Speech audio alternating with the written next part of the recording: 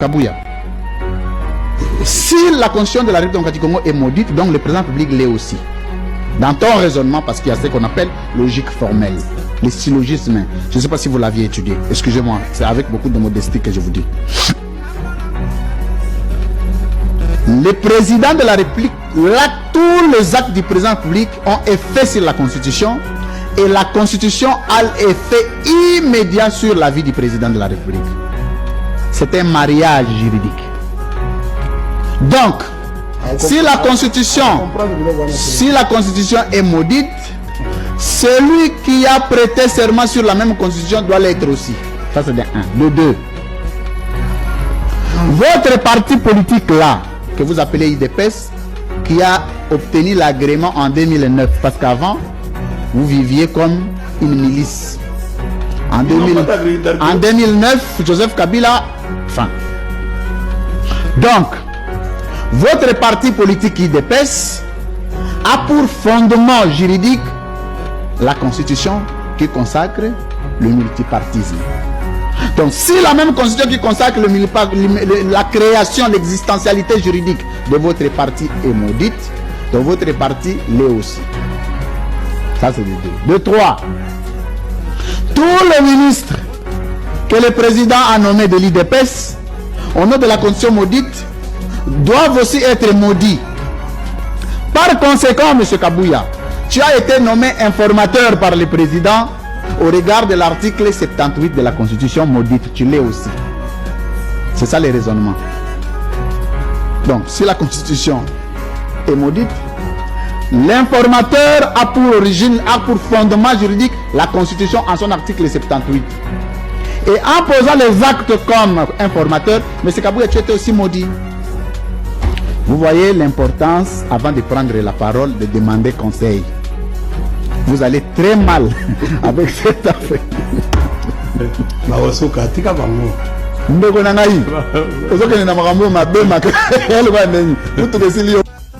Le peuple congolais n'a pas besoin du wifi, il a besoin du pain, des routes, des bonnes écoles et de la sécurité à l'est de notre pays.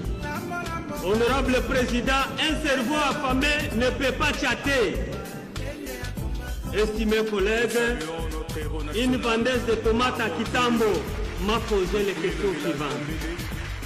Honorable Claude Missare, Tolandi Bino na télévision, différence nini eza kati ya rame na kununa. Différence nini eza entre ba ADF nalu, ba groupe armé oyo ezo buma bato, ezo iba bato, ezo viole bato na Beni, na Butembo, na Goma, na Uvira. Ne pas supprimer la taxe rame, c'est saboter le combat mené par les feux Emery Patrice Lumumba et Étienne Tshisekedi Wamulumba. Tant que le peuple congolais ne s'est pas encore retrouvé sur ce dossier rame, la lutte ne s'arrêtera pas. Dans ce combat, nous devons rester unis. Il n'y a pas la Mouka ici, il n'y a pas FCC, il n'y a pas Union Sacrée, il n'y a que le peuple congolais. Nous allons faire recours aux dispositions constitutionnelles et réglementaires de l'Assemblée nationale.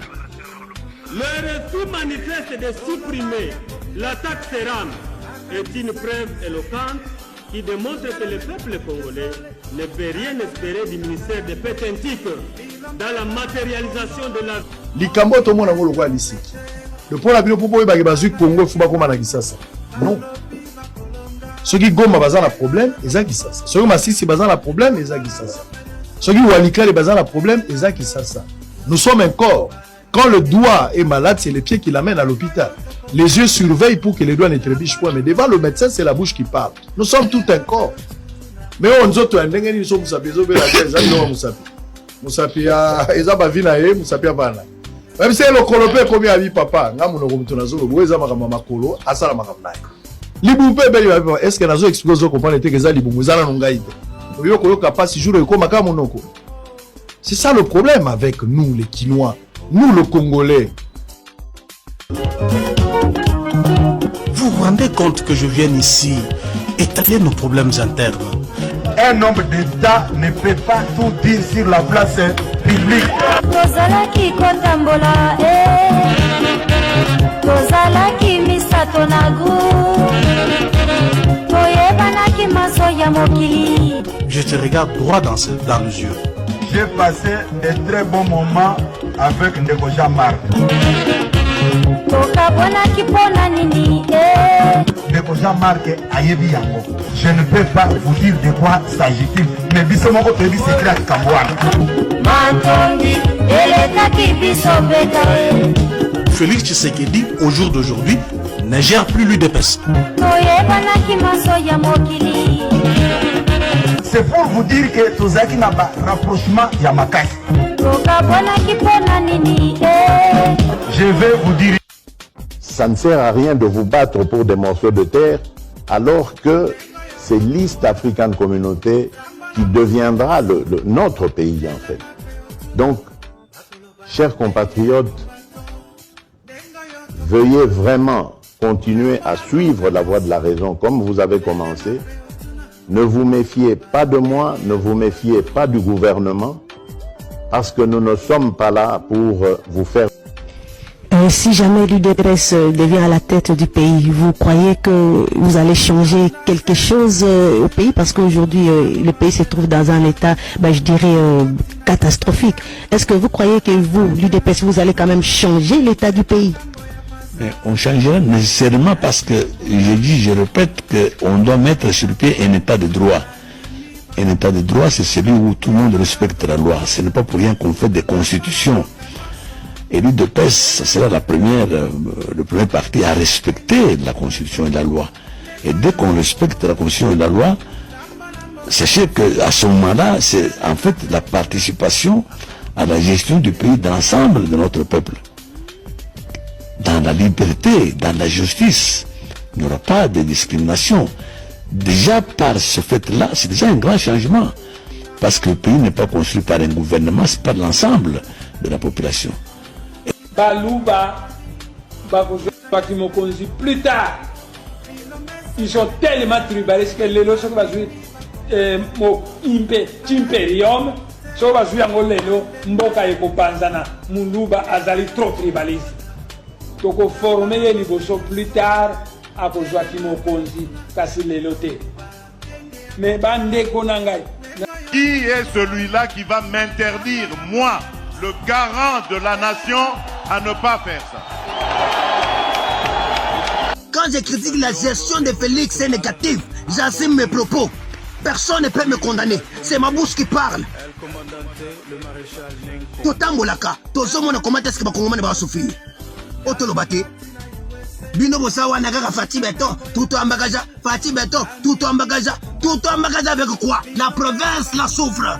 Tout en bagage avec quoi? Les bas Congo là-bas, il n'y a pas moyen. Tout en bagage avec quoi? Les bandits de là-bas souffrent. Tout en bagage avec quoi? L'insécurité dans les pays prime. Bino. Soutenir les chefs de l'État, ce n'est pas acclamer Kobeta Maboko. Soutenir les chefs de l'État, ce n'est pas en train de crier Fati Beton. Soutenir les chefs de l'État, c'est cause de moto, teba, pipi, tolandagana, ba, ouais, on doit soutenir les chefs de l'État en lui disant: mon président, telle province souffre. Mon président, il y a l'insécurité qui prime dans les pays. Mon président, il y a tel qui se passe, tel problème qui se passe. Mais chez vous, c'est...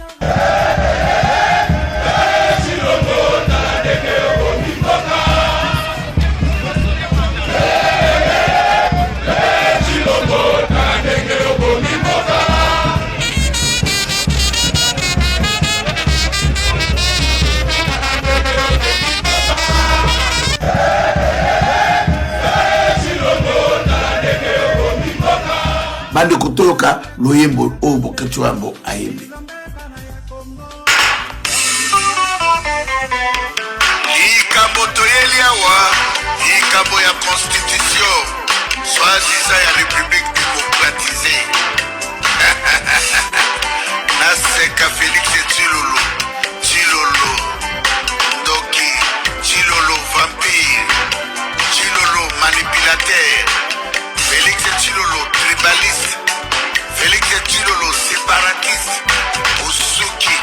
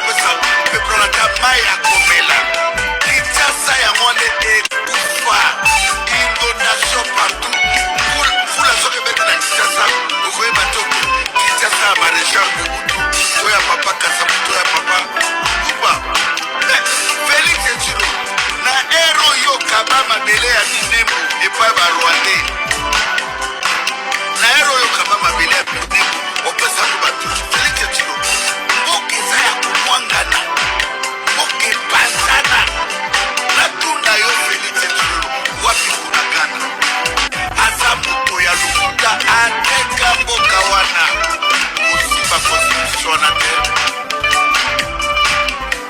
constitution ya mboka Congo ezali ya kotushe te Félix Tshilolo escroe constitution ya mboka Congo yango wana elobi te kofuta bamilitaire yango wana elobi te kofuta baseigneur yango wana te elobi kofuta bafonctionnaire beleve na Lubumbashi babimaki 25 personnes mobomi bango mpo baza kodefendre intérêt ya bamaître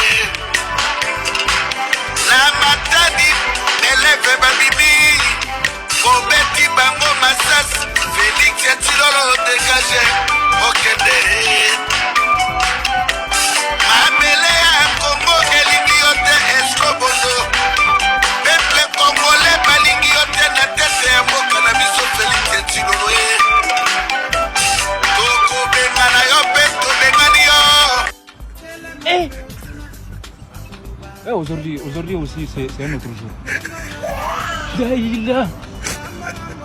bakanisaka mutu moko afandi kuna ye alingi kongo koleka bakongole nyonso or bato opposition balobaki peuple d'abord na Tshisekedi aboyaki baya kokota bango to batondi yango bana poto mpo bayeba to ndeko na Tshisekedi azwaka lare na yango eba di jour ezali ke nazomona mpo yeba yoka nanu baopposant na bino ozolosangela ngai wana bazwaka lare awa mwana Tshisekedi azwaka lare. Nazo comprendre de bien un aventurier qui passe dans les médias qui jette des accusations gratuites sur moi. Félix Tshisekedi na olubenganisa ina parlement po azokosa bino azwaka lara bozana Félix Tshisekedi mwana ya Tshisekedi combattant avenir changement adamaka lara nanga nayokaki apesa yango ata na ekolo mwa mbujimai rien adamaka tout. C'est comme ça qu'on va être distrait tout le temps. Et puis d'ailleurs, ce n'est même pas, je veux dire, ce n'est même pas important et donc bien. La wingetisation de la vie politique. C'est-à-dire que ce que j'ai fait pour les wenge, pour Mata, on a ça dans la politique. Non, tu as dit que déjà Félix Tshisekedi, tata moi ce n'est pas genre bon, moi il faut boire maman. Tata moi aussi Félix Tshisekedi. Ah, je suis là. Mais maman c'est déjà raté. Ah, c'est déjà raté. Et puis, et ça, c'est là wenge, bon, je livre la wengetisation de la vie politique. Au moment où Félix Tshisekedi a beau être plat. Nzamba sikate na zoko manzamba neema. Nzamba sikate na zoko manzamba neema di. Il dépêche zoko ma Félix. Il dépêche zoko ma ya Félix. C'est faux. Naza depuis que Naya on a descend, je ne suis plus rentré au Congo. Donc même la fameuse proclamation à la députée en Alibini, donc je ne suis plus rentré, ce qui fait déjà que la dossier est même. Petit on a eu beaucoup. Petit la grande qui est petite. Tu as un mandat qu'on a toléré à tout le temps. Nous avons eu une histoire. Changer à tes nagrams. Vous allez distrait par ces choses-là.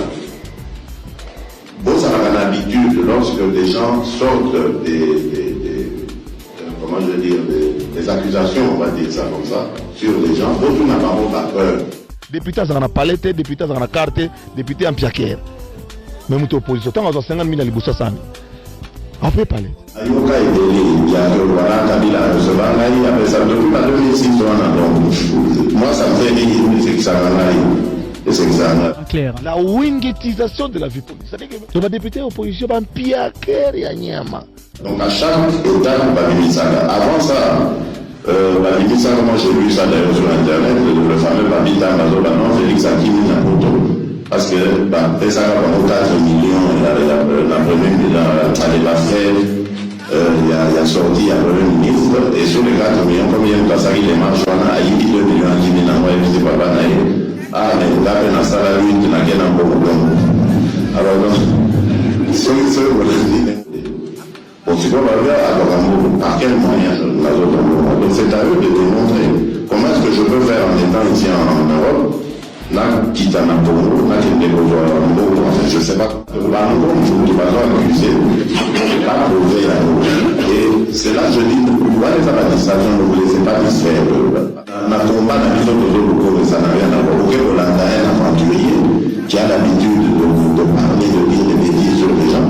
Et voilà comment on vous tourne en Maurice. Aux opposés, on a l'essentiel. L'essentiel, c'est que Canam, il soit le roi, c'est un imposteur. Il a triché aux élections, le peuple ne l'a pas choisi. Il ne représente pas notre peuple. Et c'est à cause de lui que le malheur en est allé. C'est pas parce que Félix Adoration dit dans mon parlement que le malheur est à Bourgogne. Donc, sachez que Bourgogne va codifier les détails pour l'année naissance.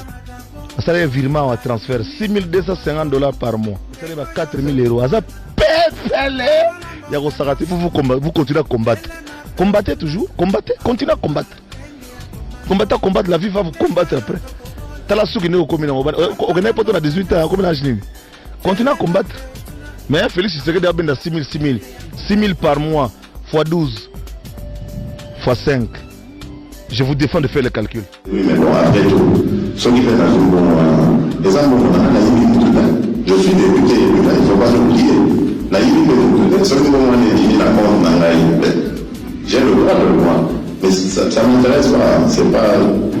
Enfin, bon, on va laisser. Moi, ce que je veux vous dire, ne vous laissez pas distraire.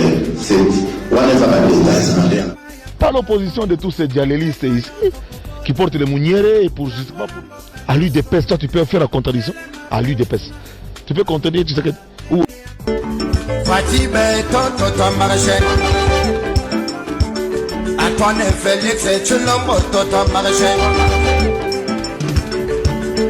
Deuxième mandat Toto Marché.